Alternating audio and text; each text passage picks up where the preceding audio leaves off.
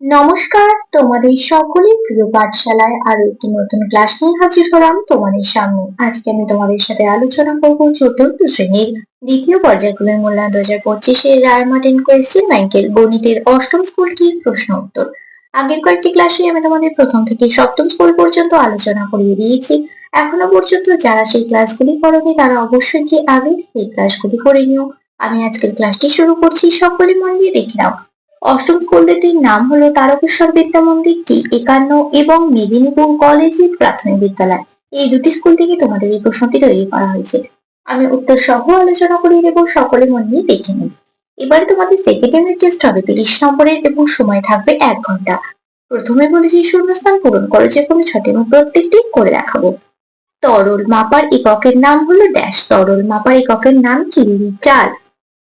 তরল মাপার এককের নাম লিটার।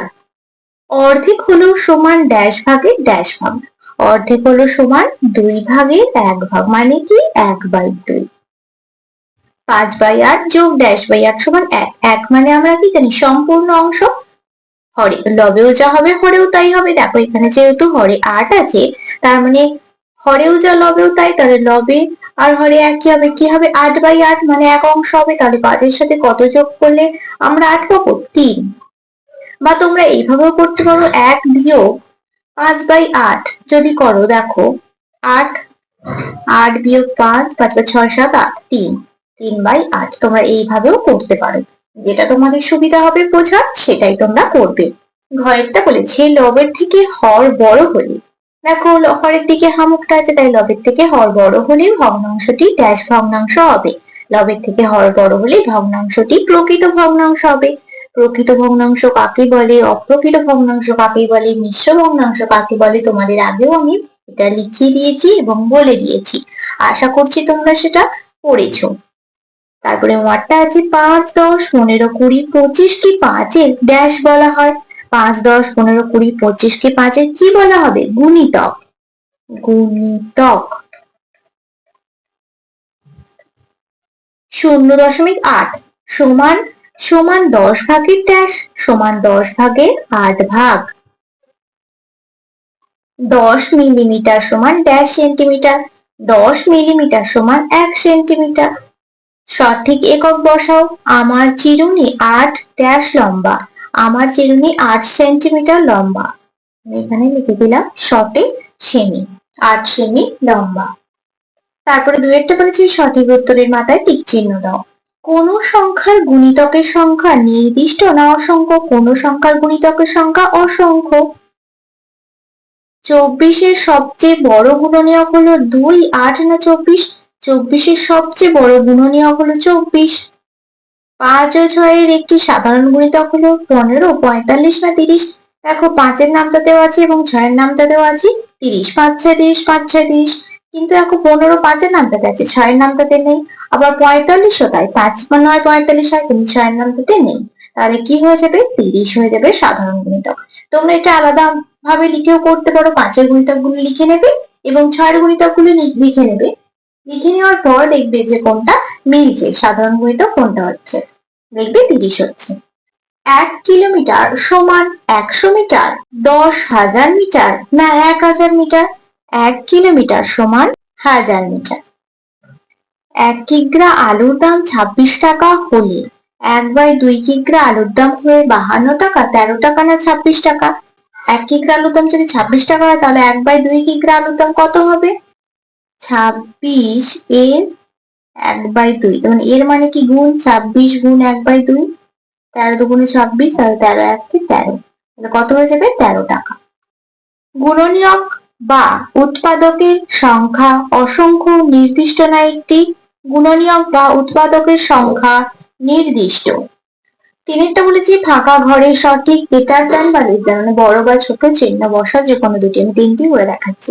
1/9 বক্স 1। তাহলে দেখো এখানে একটা বড় হবে, কারণ 1 মানে কি আমরা জানি সম্পূর্ণ অংশ। লবেও যা হবে হরেও তাই হবে, তাই এদিকে হামুকটা হয়ে যাবে। 1/3 আর 1/5, 3 ভাগের 1 ভাগ আর 5 ভাগের 1 ভাগ, তাহলে এটা বড় হয়ে যাবে, এদিকে হামুক হয়ে যাবে। 7/9 আর 1 অংশ, মানে কি সম্পূর্ণ, তাহলে এটা বড় হয়ে যাবে, এদিকে হামুকটা বসে যাবে। চারেরটা বলেছে নির্দেশ মতো উত্তর লেখো, যে কোনো 10টি। আমি প্রত্যেকটি করে দেখাচ্ছি। প্রথমে আছে দেখো যোগফল নির্ণয় করো। আমি যোগটা এখানে করে দেখাচ্ছি। 1/9 যোগ 2/9 যোগ 6/9। প্রত্যেকটা দেখো ঘরে একই আছে, তাহলে লসগু কত হয়ে যাবে? 9। 1 যোগ 2 যোগ 6, 6 আর 2 কত? 8, 8 আর 1 কত? 9। তাহলে কত হচ্ছে? 9/9, মানে কি এক অংশ বা সম্পূর্ণ।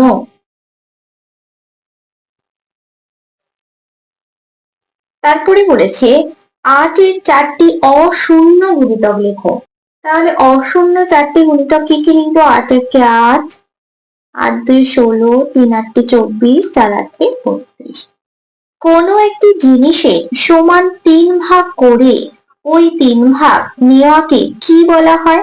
কোনো একটি জিনিসের সমান 3 ভাগ করে ওই 3 ভাগ নেওয়াকে বলা হয় সম্পূর্ণ। ঘরেরটা বলেছে লিটার ও মিলিলিটার এর মধ্যে সম্পর্কটি লেখো। দেখো 1 লিটার সমান সমান 1000 মিলিলিটার।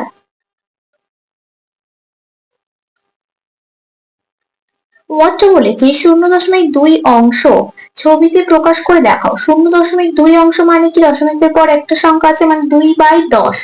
তাহলে 10 ভাগে 2 ভাগ। তাহলে ছবিতে প্রকাশ করতে বলেছি, কিভাবে করব দেখো।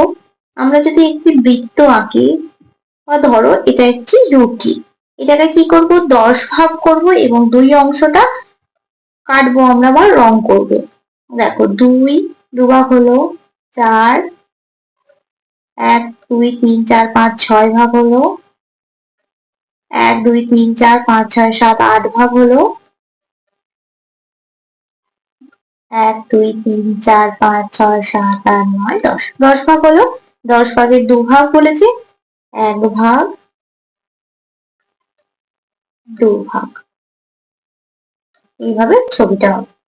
ছয়েরটা বলেছি যে সংখ্যার উৎপাদক 1 2 3 ও 6 সেই সংখ্যাটি লেখো।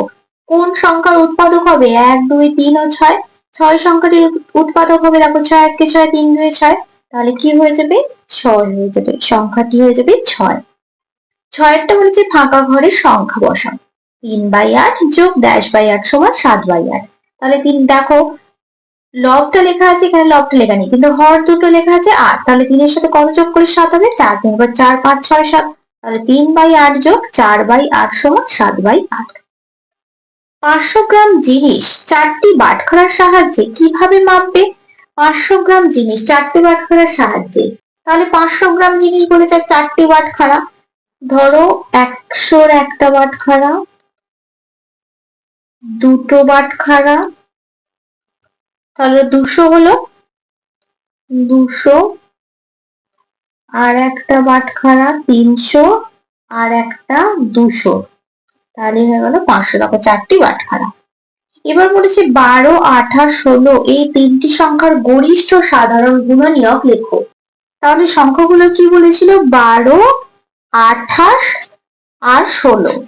তাহলে গরিষ্ঠ সাধারণ গুণনীয়ক বলেছিল 12 কি হবে? 1 হবে, 2 হবে, 3 4 12 3 হবে, 4 হবে, 6 2 12 12 1 12। তোমরা যদি এইভাবে না পারো, তোমরা এইভাবে উৎপাদক গাছ করেও করতে পারো।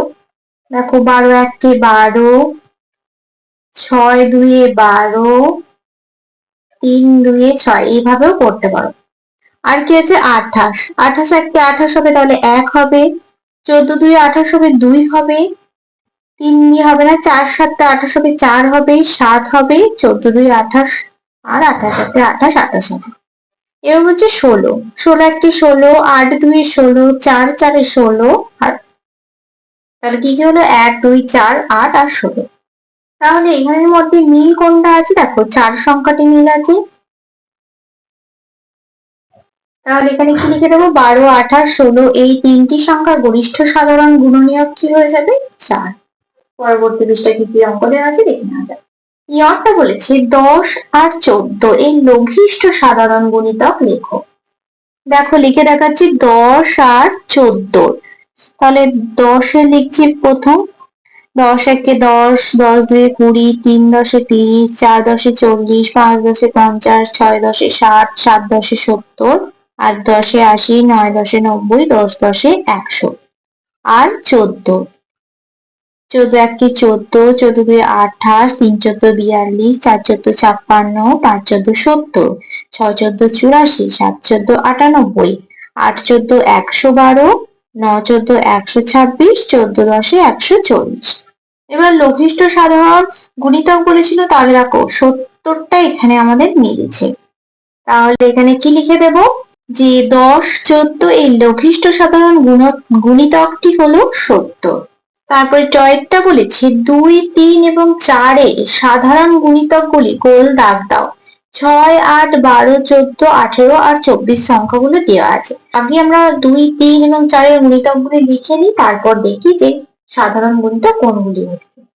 দেখো এখানে আমি লিখে নিয়েছি 2, 3 এবং 4 এর সাধারণ গুণিতকগুলি গোল দাগ দাও। 6, 8, 12, 14, 18, 24 সেগুলো দেওয়া ছিল। এবার 2 এর গুণিতকগুলি কি কি, 2, 4, 6, 8, 10, 12, 14, 16, 18, 20, 22, 24। 3 এর গুণিতকগুলি 3, 6, 9, 12, 15, 18, 21, 24, 27, 30।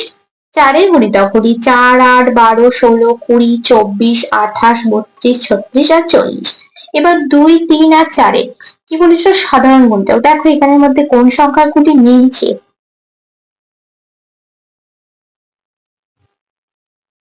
দেখো এখানে 12, 12, 12 মিলছে, তাহলে এখানে 12টা গোল করে দেব।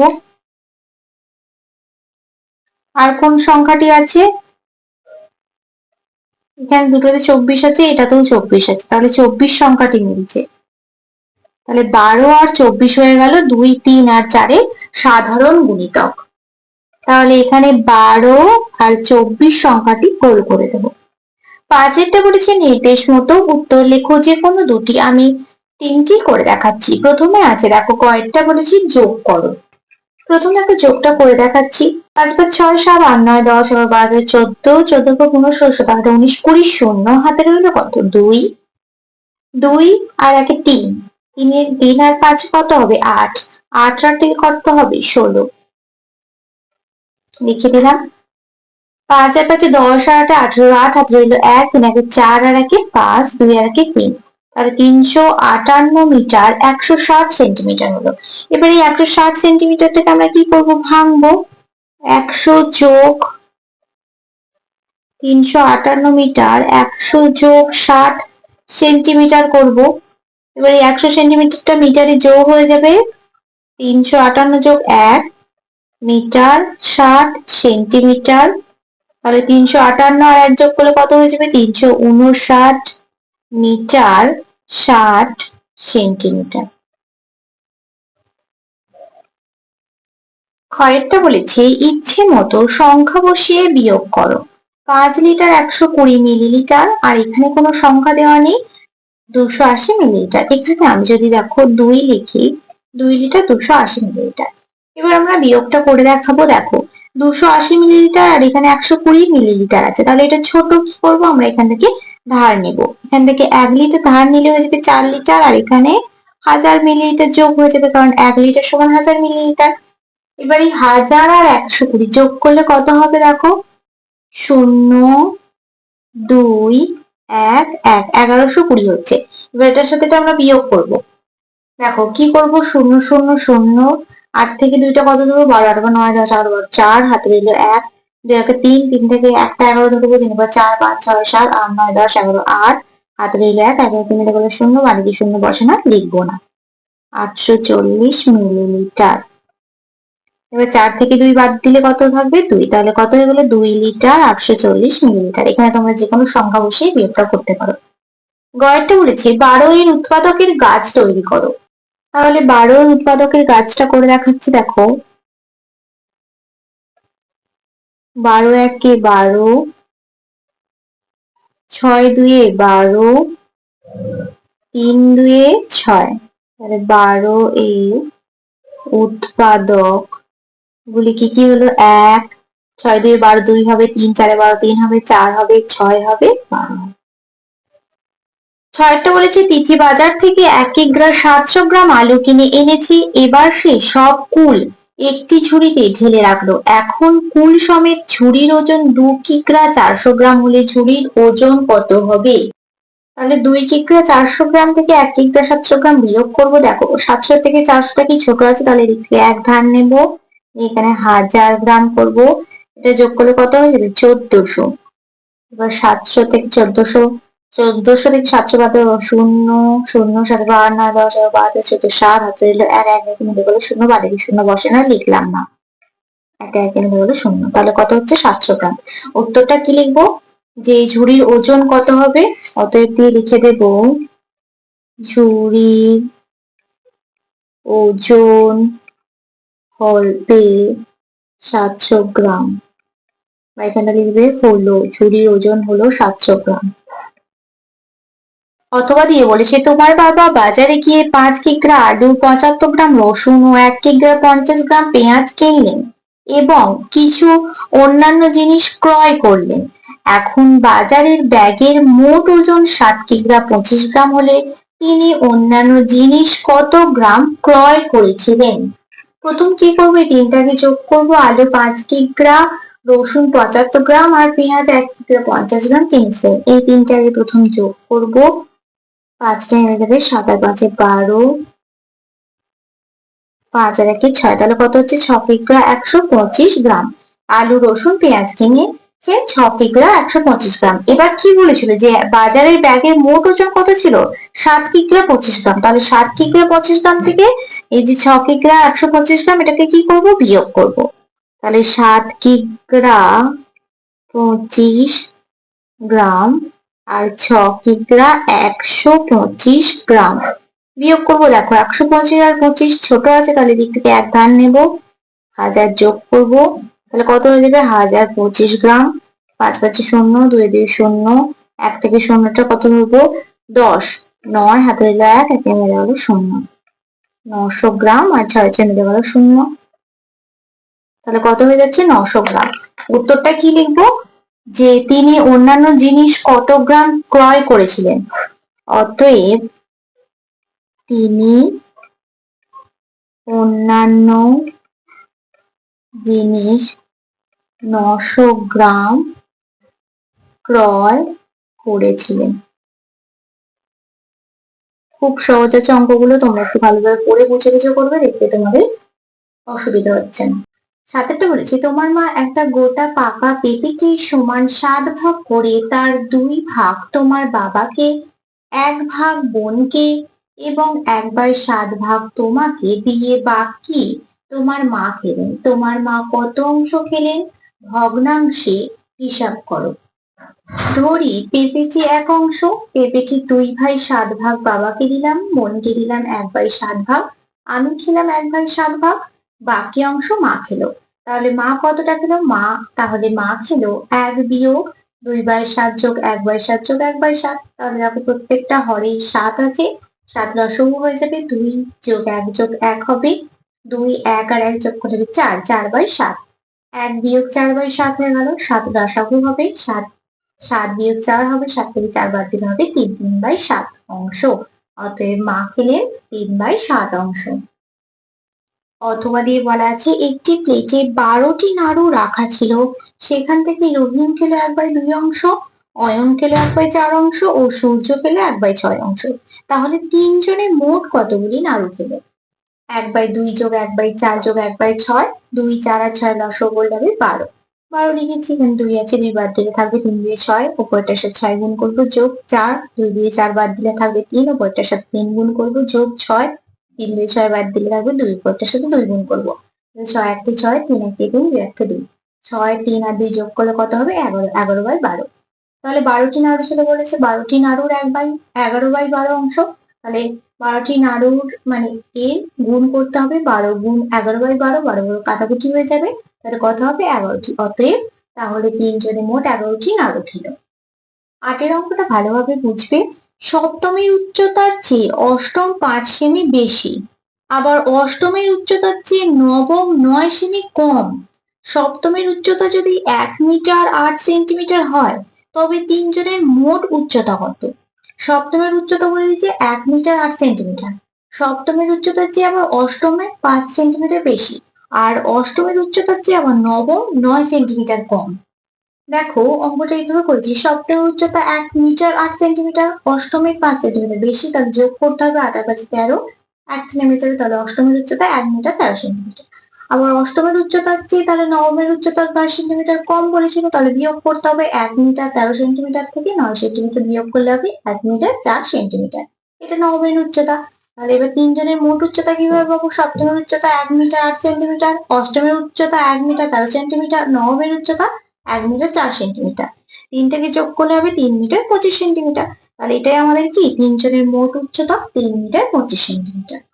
অথবা দিয়ে অঙ্কটা দেওয়া আছে, এক গোয়ালাকার দুধের পাত্রে 2 লিটার 35 মিলিলিটার জল মিশিয়ে প্রথম বাড়িতে 3 লিটার এবং দ্বিতীয় বাড়িতে 3 লিটার 12 মিলিলিটার জল মিশ্রিত দুধ দিলে দুধের পাত্র খালি হয়। ওই দুধের পাত্রে জল মেশানোর আগে কত দুধ ছিল? প্রথম বাড়িতে দিয়েছে 3 লিটার, দ্বিতীয় বাড়িতে দিয়েছে 3 লিটার 12 মিলিলিটার, দুটো যোগ করলে হবে 6 লিটার 12 মিলিলিটার। এবার দেখো কি বলেছিল যে এক গোয়ালা তার দুধের পাত্রে 2 লিটার 35 মিলিলিটার জল মেশায়, তাহলে 6 লিটার 12 মিলিলিটার থেকে 2 লিটার 35 মিলিলিটার কি করব? বিয়োগ করব। 35 এর থেকে পাওয়াটা ছোট, তাই এদিক থেকে 1 লিটার ধার নেব, নিয়ে 1000 মিলিলিটার যোগ করব, 1000 আর 12 যোগ করলে আসবে 1012 মিলিলিটার। এবার এটার সাথে বিয়োগ করলে হবে 977 মিলিলিটার। 5 থেকে 2 বাদ দিলে হবে 3 লিটার, তাহলে 3 লিটার 977 মিলিলিটার। ওই দুধের পাত্রে জল মেশানোর আগে 3 লিটার 977 মিলিলিটার দুধ ছিল। তাহলে দেখো আজকের ক্লাসটি আমি এখানেই শেষ করছি। খুব তাড়াতাড়ি আর একটি নতুন ক্লাস নিয়ে হাজির হবো তোমাদের সামনে। যদি তোমাদের আজকের ক্লাসটি ভালো লেগে থাকে তাহলে অবশ্যই লাইক করে দিও এবং বন্ধুদের সাথে শেয়ার করতে কিন্তু একদমই ভুল না। আর যদি কোনো প্রশ্নের উত্তর জানা থাকে অবশ্যই কমেন্ট করে জানাতে ভুলবে না। সকলে সুস্থ থাকবে, স্বাভাবিক থাকবে। সকলকে অসংখ্য ধন্যবাদ জানাই।